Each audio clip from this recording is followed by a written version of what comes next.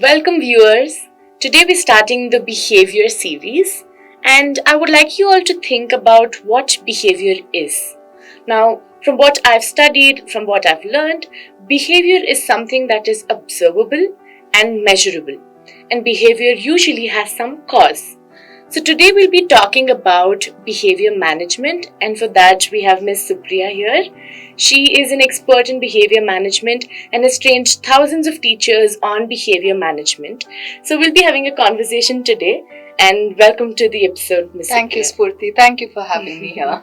Right. So I wanted to ask you. Now a lot of parents and teachers are constantly complaining, and they have this issue that children don't listen to me, they keep misbehaving, they don't have an appropriate behavior. So why do you think children misbehave? I'm glad you asked that, and that's a great question. Um, Let me tell you, no student wakes up in the morning and says, "Let me make my parents' life miserable," or "Let me go and make Miss Spoorthy's life miserable." So we have to operate from that understanding. If the child is behaving in a way that's not desirable, it is because there is something missing. Like our body misbehaves, right? That's when we get fever, that's when we get headache. Why? Maybe we are dehydrated, we have a need to drink water, maybe we have not eaten the right kind of food, our needs are not being met.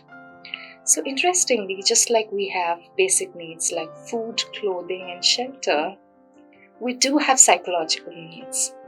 And Dr. William Glasser, a contemporary American psychiatrist, spoke about these psychological needs. And he said, when one of these needs or group of these needs are not met, that's when misbehaviors show up. Now, what are these needs? It's great to know these needs, for parents and for teachers. The very first one is a need to belong, need for attention and love. It is grouped in the very first need: belonging, attention and love. Now let me ask you viewers and Spoorthy here. Let's say if you feel that you don't belong to your group. It could be your cousin's group, it could be a group of your friends circle or colleagues. So tell me Spoorthy, how would you feel? I think I would feel really sad, and I would definitely cry it all out. I wouldn't, go outside. I would just lock myself up in the room. I wouldn't even pick up calls. I think that is how I would feel if, my close circle ignores me or leaves me out. I think that would make me really sad and I would shut out. Absolutely. Now how many behaviors that we can say are misbehaviors came out of Spoorthy? Crying, shutting herself, not wanting to talk to people. So when children do these, as adults we understand, but when the same thing happens to children, when they don't belong, maybe on a playground, during lunch break, someone doesn't invite them to say, "Hey Spoorthy, come and join us for lunch." They feel left out, and that's why maybe they cry and they show a whole list of behaviors when they feel, "I don't belong to a certain group." Now let's take the second need that needs to be met and is important: power and significance. When someone doesn't give you a little bit of power in your hand, or they don't give you importance, how do you feel? I think I would feel like I'm locked up. There's everything in front of me, but I'm not able to do it because I don't have the power and authority to actually go do it. So I would really feel like my hands are in shackles and I'm really locked up. And the behavior would be frustration, anger. See, when people like us, adults, can get angry, can sort of get frustrated, same thing will happen with children. At least we are adults and we have learned some coping mechanism, but children really don't know how to control anger. One of our favorite dialogues as adults, be it parents or teachers, is, "Don't get angry. Spoorthy, don't get angry." But what do I do if I get angry? Do we teach that to children? We don't, but we always say, "Hey, don't get angry." But what do you do when you get angry? that needs to be told. So that's power. Same thing with children. Maybe they're getting beaten up by somebody in their neighborhood. They're getting bullied in school. Parents could be very harsh and strict with them for whatever reason. Teachers could be doing that. So little ones feel that I don't have enough power. People are not giving me enough importance. And that's when they lash out. And we call that behavior as a rude behavior or misbehavior. Now the third one, fun. Right? All of us need to have fun, doesn't matter what age we belong to. Every learning should be intertwined with fun. It can't be too serious. There is a saying, all work and no play makes Jack a dull boy. Holds good for all of us. We need to have a little bit of fun in our work. We need to have a little bit of fun in our classroom. And it needs to be a good amount of fun. And when that doesn't happen, all of us get bored. We don't show interest. And that's when your children are yawning in the class, are showing disinterest, are not involved in your lessons, or at home when you're doing a homework, try and ask yourself, are you making it too serious for them? And the last basic need is freedom. All of us need freedom. And just like I said, if you've learned something and you want to implement, you need that freedom and that autonomy to implement that in your class. Just like that, children also need freedom in the choices that they are making, or you have to give them choices in the class, but they can be structured choices. If a child is saying, I don't want to eat breakfast. I don't want to eat breakfast. Mommy, you tell me to eat breakfast every day, but I'm not fond of breakfast. So you always give choices to children and say, would you like to eat cereal and milk? Would you like to eat idli? Now see, what is important here is, the benefit of this is, the child feels that my mom is giving me freedom. Wow, I get to choose between cereal and milk or idli. She's giving me freedom. But what is mother trying to do? She's giving two healthy choices. Doesn't matter which the kid picks up. The kid is the winner, the well-being is taken care of, and the mother's job is done. So give them freedom. The structured choices and the freedom is so important. So to summarize, we need to have 4 basic needs met. That is a sense of belonging, attention, and love. Second one is power and significance and importance that you need to receive from others. Third one is fun. And the fourth one is we need to have freedom.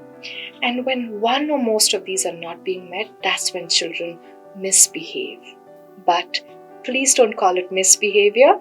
Just say, some need is not being met and I need to fulfill that need for the child. If you think from that constructive point of view, trust me, behavior management doesn't become a burdensome thing to do. Thank you, Ms. Supriya. That was a very insightful shift between looking at behaviors as misbehaviors and instead of that, looking at behaviors as a need that is not being met. Ms. Supriya, it would be great if you could give your opinion on teachers and parents trying to modify behavior through punishments and consequences. Because a lot of teachers and parents have a lot of workload and they have a lot of commitments. So their burden does not allow them a lot of time to sit, analyze, understand the need and do the whole process. So the easiest and the quickest way for them is through punishments and consequences. So as adults, what would you say? Are punishments and consequences really necessary to modify behavior? So that's a burning question, Spoorthy, and I'm glad you asked it and I get to address it to the viewers. I would like to back up what I spoke about. Do you have to see every behavior as misbehavior? That solves half your problem, because every behavior is not a misbehavior. Now, any behavior that you decide is a misbehavior is a reflection of what you personally believe. What are your thoughts on discipline? What was your upbringing? How did your parents raise you? What's your cultural background? And how did your teachers address your discipline? Most of the teachers get inspired by their teachers, right? So what your teachers have done, you might do the same thing with your students. There is the effect that gets passed on. So talking about do every misbehaviors need to be addressed. It's like saying every battle is not worth fighting and every hill is not worth dying on, right? So there are 4 simple questions that you ask yourself. The very first one is, as a teacher, now Spoorthy, you're my student, right? Now your behavior is stopping me from delivering my instructions or teaching. It's going to disrupt my teaching. I have to take a pause and I have to address, Spoorthy, why are you doing this? And Spoorthy, this is disturbing the class. And the remaining 39-40 children in the class will stop doing what they're doing and they're like, oh, Spoorthy is getting yelled at again. It disturbs everybody and it disrupts the teacher's, teaching process. If it does that, yes, you have to change that behavior. And the second thing is, we should talk about how learning is getting affected through this behavior. Now, Spoorthy exhibits a behavior.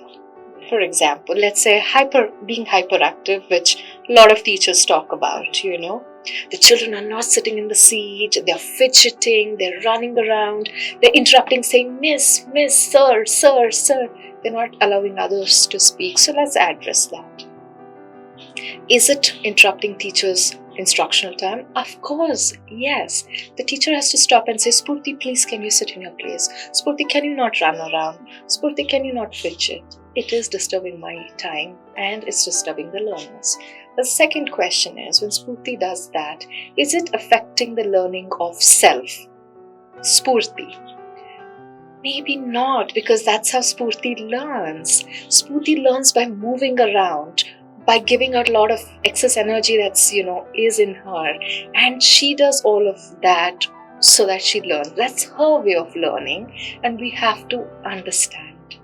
That doesn't mean we let her do what she wants, right? We need to teach her the coping skills and in-seat behavior. And instead of fidgeting, I'll give you something else to fidget on. Don't fidget with a sharp pen or pencil. Things like that. We teach them that. But we don't punish them for, learning the way they know best to learn.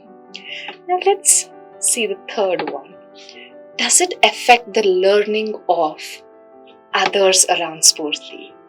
Yes, it affects the learning when she's not sitting in place, when she's knocking everybody and she's running through. She's not allowing me to answer or someone else to answer because she's like, I want to talk, I want to answer.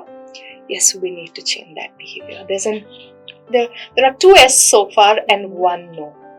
And the last one is about well-being or harming the safety of children in the class, right? Does it harm her safety or well-being? Could be, could not be. Now, Spoorthy knows how to navigate herself and run around the class, so maybe she's safe. Maybe she might fall one day and break her nose. So she's not safe exhibiting those behaviors. So it's an yes. So I asked 4 questions. There are 3 yes and 1 no, right? Even if it's 1 yes, we need to change that behavior. Thank you, Ms. Supriya. That's a very practical checklist that we will be able to use. And noting on and pointing out something that you said about how teachers and parents have their own upbringing, have their own culture, and there is a transgenerational learning that comes up. And in India, in a lot of senses, over generations, teachers and parents have used punishment as a consequence for behavior. What would be your take on that? Quite interesting, and I want to ask you a few questions before I give my take. So when child doesn't know how to do fractions, what do you do, Spoorthy? I teach. You teach.